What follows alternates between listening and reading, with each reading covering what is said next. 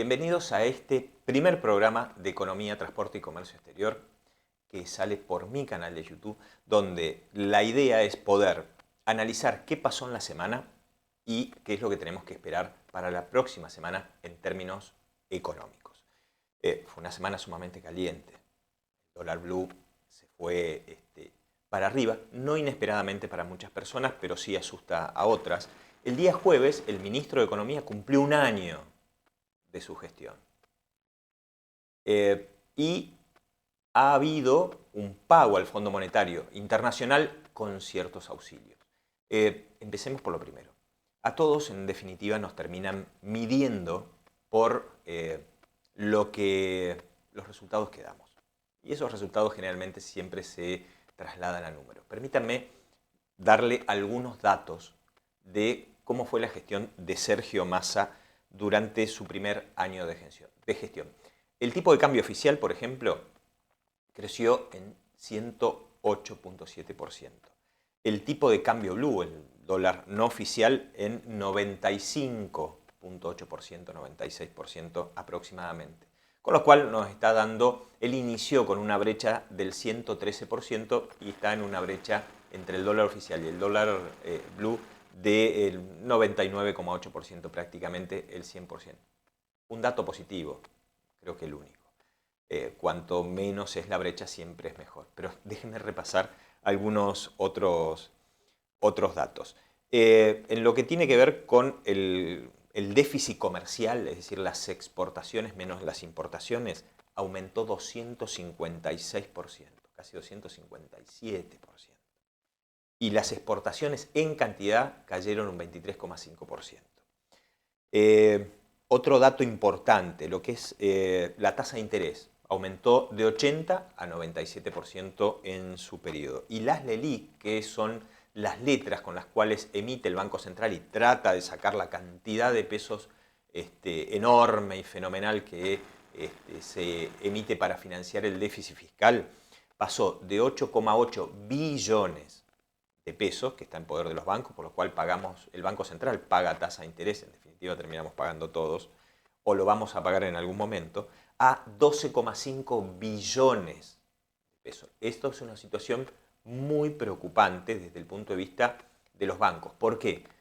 Porque los bancos saben con qué compran esas LELIQ, con el depósito de los ahorristas. Si el Banco Central en algún momento no paga, esto es impagable. Va a haber que haber una renegociación en algún momento, emisión de bonos, algo. Pero si eso colapsa, colapsan los depósitos de los ahorristas.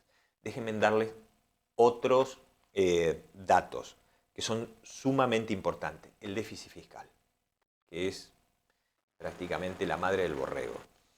El déficit fiscal creció desde que Sergio Massa asume hasta el día de hoy, un año después, 705,9%.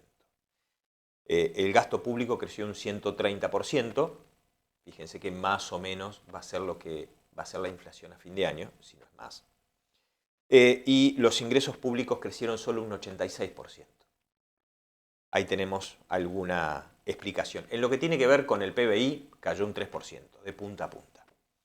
Y los salarios mínimos sí aumentaron 131%, más o menos lo que fue la inflación acumulada en ese periodo, pero lo que es el índice total de salarios solo aumentó un 86,4%, es decir, cayó un 14%, que esto es la pérdida del poder adquisitivo. Así que con poco éxito para poder dar algunos números positivos del primer año de gestión del ministro Massa. Una de las preocupaciones que había esta semana era cómo el gobierno argentino le iba a pagar al Fondo Monetario Internacional.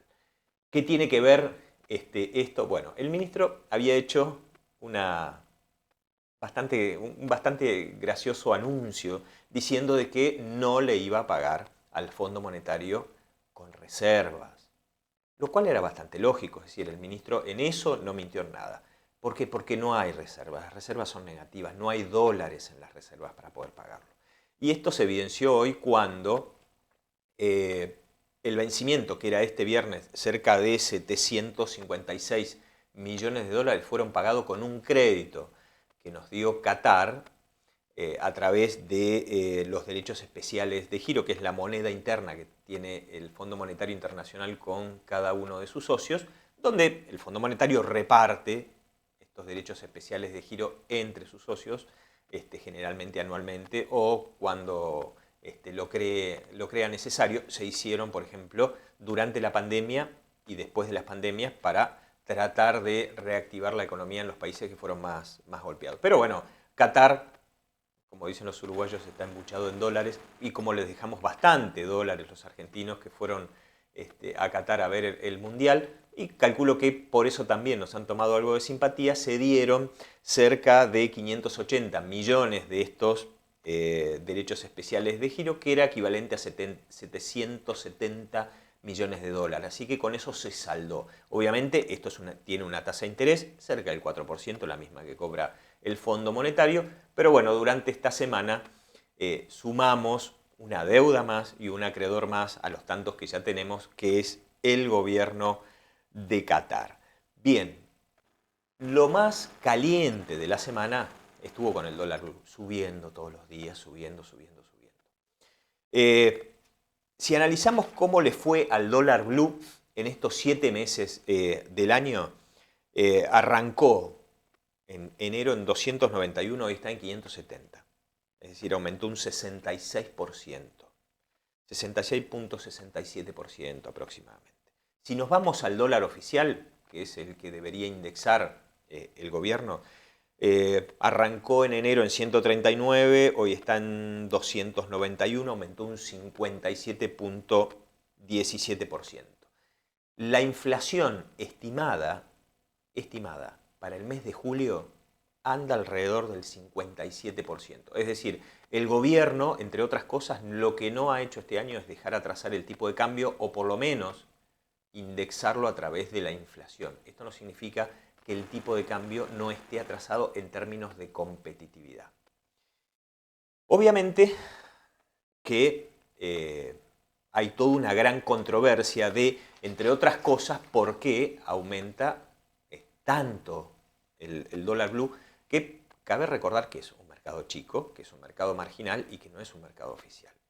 Existe un dólar oficial que pueden transar las empresas, que pueden adquirir las personas físicas, que pueden adquirir los exportadores o los importadores, que es el dólar MEP o el contado con liquidación. La diferencia entre los dos es que el dólar MEP es el dólar de transacción dentro de la bolsa, es absolutamente oficial, y el contado con liquidación es una operación a través de bonos en donde aquellos que quieren sacar los dólares de la Argentina y venderlos en el exterior lo pueden hacer. Generalmente el contado con liquidación suele ser un dólar un poco más caro. Ahora, ¿cuáles son los motivos por el cual está aumentando tanto el tipo de cambio? Bueno, las elecciones. Incertidumbre. El principal problema de las economías siempre es la incertidumbre. Es el peor de todos los escenarios. Bueno, hubo vacaciones, con lo cual hubo una demanda, sobre todo del tipo de cambio no oficial, el tipo de cambio blue, para poder salir, para poder viajar, para ir a los países limítrofes, que fue bastante importante. Las proyecciones de inflación. La inflación es creciente. A pesar de que tuvimos una inflación del mes pasado del 6%, se espera superior al 7%. Hubo aumento de alimentos, sobre todo un gran aumento de los servicios, por aumento de tarifa y vía por quita de subsidios. Con lo cual, esto va a recalentar bastante la economía. Y sobre todo, el aumento del cepo. El acuerdo del Fondo Monetario Internacional con la Argentina incluye un aumento en lo que tiene que ver con el cepo, el control de las divisas. Sobre todo lo que tiene que ver con las importaciones. Las divisas para importaciones que necesita la Argentina están alrededor de los 7.000 millones de dólares. El aumento de este cepo también hoy impacta las exportaciones. ¿Por qué? Para hacer las importaciones había que hacer todo un trámite bastante engorroso que demoraba un tiempo bastante importante para que puedan autorizar el uso de, o puedan comprar las divisas oficiales. Esta misma metodología no se aplicaba para los exportadores, ahora sí. Y el problema central que tienen es que la demora suele ser una demora superior a cuando se cargan los granos y llegan a puerto del otro lado. Generalmente cuando cargaban los granos no se pagaban el transporte, sí se pagaba cuando llegaba. Pero ante la incertidumbre que hoy están teniendo, sobre todo las empresas de transporte, de llegar a puerto y no cobrar, dicen, necesito los dólares antes. Bueno, ¿cuáles son las únicas formas en que los exportadores tienen para hacerse con dólares adelantados? Ir al blue, al contado con liquidación o bien el dólar MEP, ir al mercado oficial. Cuando hablamos del dólar blue nos asusta el precio que tiene. Y hagamos hace un poquito de clase de economía. Los mercados perfectos no existen, pero si pudiéramos elegir entre dos mercados, uno perfecto y uno imperfecto, el mercado perfecto sería, digamos, el dólar blue, donde cada uno transan el precio de venta, aquel que tiene los dólares, dice a cuánto está dispuesto a desprenderse de esos dólares y el que lo quiere comprar, bueno, le hace una contraoferta. Con lo cual consiguen un precio de equilibrio. Y por el otro lado está el otro mercado, que es un mercado imperfecto. ¿Por qué? A pesar de que es un mercado libre, porque ahí interviene el gobierno, que ha estado interviniendo comprando bonos para tratar de morigerar el aumento del precio del dólar MEP y el contado con liquidación, que es el que se pueden, ante las demoras, comprar los importadores y comprar los exportadores ahora para pagar los fletes. Con lo cual esto ejerce muchísima presión.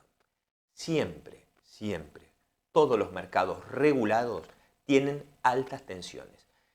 Si ya, de hecho, por estructura, cuando es un mercado regulado, tener un cepo es tener un mercado hiperregulado, genera tensiones, imagínense sumándole elecciones, vacaciones, proyecciones de inflación, inestabilidad política y económica, valores que tienen que ver con el déficit fiscal cada vez más alto y la emisión monetaria, bueno, eso es una olla a presión.